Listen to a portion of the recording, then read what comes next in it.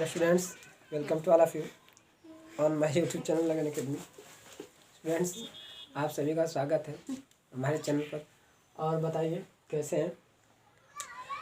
उम्मीद है कि स्वस्थ होंगे, मस्त होंगे, अपनी पढ़ाई पर ध्यान दिए रहेंगे, है ना। तो इसी प्रकार से आइए, आज देख रहे हैं कि आज हमारी हेडिंग क्या है, काइंड्स ऑफ एडजेक्टिव। तो काइंड्स ऑफ एडजेक्टिव उस दिन बता दिया गया था, आज हम पढ़ेंगे। उस दिन बताया गया, मतलब पिछली क्लास में बताया गया। आप लोग पिछली क्लास जाकर देखा करें और जो छूटा है उसे जरूर देखा करें। ट्रिक भी बताई गई है, बहुत जानदार ट्रिक है, एकदम देखेंगे तो आपको बहुत उसमें से मतलब कि आपका मतलब मीनिंग लर्न करने का तरीका ही बदल जाएगा। रटने वाला सिस्टम नहीं रहेगा, बस समझना होगा एक बार। और यहाँ पर देख, काइंड्स ऑफ एडजेक्टिव में हमने पढ़ लिया है एडजेक्टिव ऑफ क्वालिटी पढ़ लिया, और आज पढ़ेंगे एडजेक्टिव ऑफ क्वांटिटी, मतलब परिमाणवाचक या मात्रावाचक विशेषण, है ना। तो आइए। और हाँ, अभी 2 दिन से मैं किसी कमेंट मतलब जो कोई बच्चे कमेंट कर रहे हैं उनका मैं नाम नहीं ले पा रहा हूँ, क्योंकि अभी व्यस्त रह रहा हूँ, इसलिए मुझे टाइम नहीं है ना। कल जरूर नाम लिया जाएगा, है ना। तो यहाँ पर आइए, हम परिभाषा के थ्रू समझ लेते हैं कि क्या क्वांटिटी ऑफ एडजेक्टिव होता है ना। तो कहता है कि एडजेक्टिव ये जे है ना, adjectives of QUANTITY quantity. Adjectives of quantity से किसी वस्तु की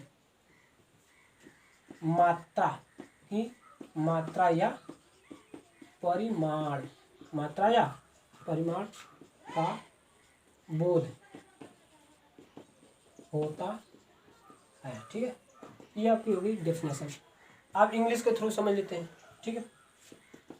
कहता है एडजेक्टिव्स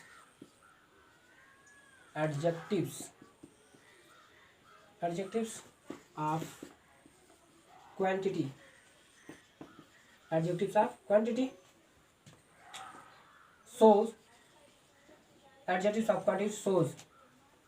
shows how much क्या प्रकार करता है। हाउ मच माने कितना का, है ना। हाउ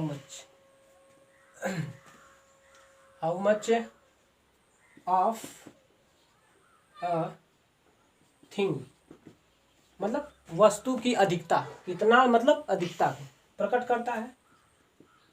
इज मीन्ट, अर्थ में क्या, कितनी अधिकता का अर्थ, किसी भी वस्तु की कितनी अधिकता का अर्थ प्रकट करता है। मिंट मतलब अर्थ प्रकट करता है, ठीक है। ये हो गया इंग्लिश में। क्या कर रहा है, एडजेक्टिव ऑफ क्वांटिटी का मतलब परिमाणवाचक या मात्रावाचक विशेषण शो मीन्स प्रदर्शित करता है या प्रकट करता है। हाउ मच मीन्स कितना, और ऑफ अ थिंग मतलब किसी वस्तु का। इज मीन्ट माने अर्थ, मतलब कि किसी वस्तु का कितना है, कितनी है, उसकी अधिकता को प्रकट करता है। कौन, एडजेक्टिव ऑफ क्वांटिटी। जैसे एग्जांपल में ले लीजिएगा, जैसे मैं कह दे all, no, some, enough,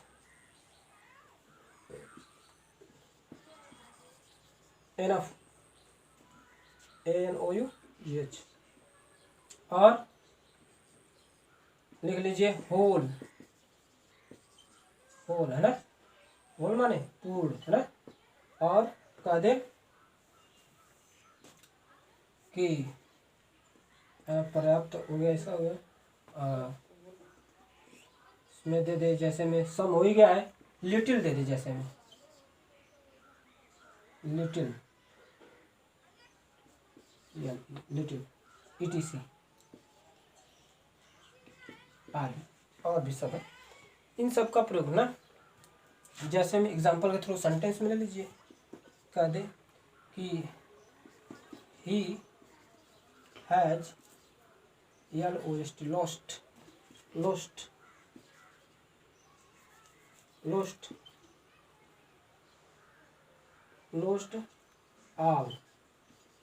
all his, ये देखिए उसमें है ना, his wealth।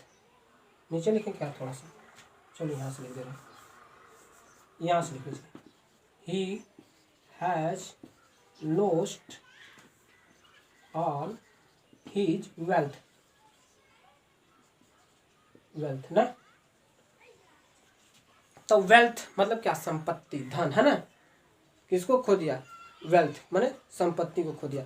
तो संपत्ति ऑल, थोड़ी संपत्ति नहीं, ऑल माने पूरी संपत्ति, सभी संपत्ति को खो दिया। तो ऑल ये मात्रा बता रहा है कि उसने कितनी संपत्ति खो दी, ऑल, पूरी, है ना। और चाहिए तो लिख लीजिए, द होल दिख रहा है ना, द होल मनी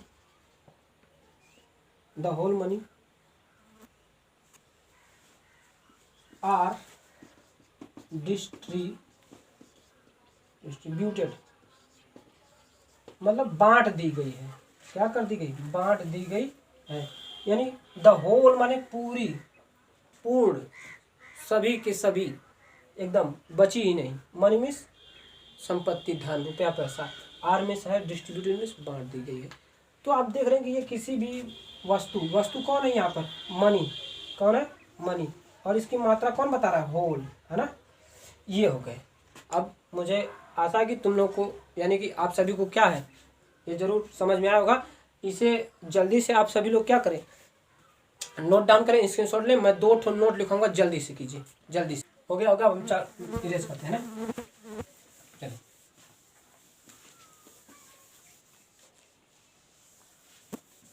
दो नोट हमने बताया था ना कि मैं आपको लिखवाऊंगा। तो ये पहली नोट है, लिख लीजिए, तो डेफिनेशन है ना। तो नोट में लिखिए, नोट में पहला नोट लिखिए कि ऑल, नो और सम, है ना। तो लिख लीजिए एंड, नहीं कामा कर दीजिए, सम इत्यादि, ये यम है ना, इत्यादि, ठीक है। तो इत्यादि ऐसे शब्द हैं, ऐसे शब्द हैं, जिनका है ना, जिनका प्रयोग संख्या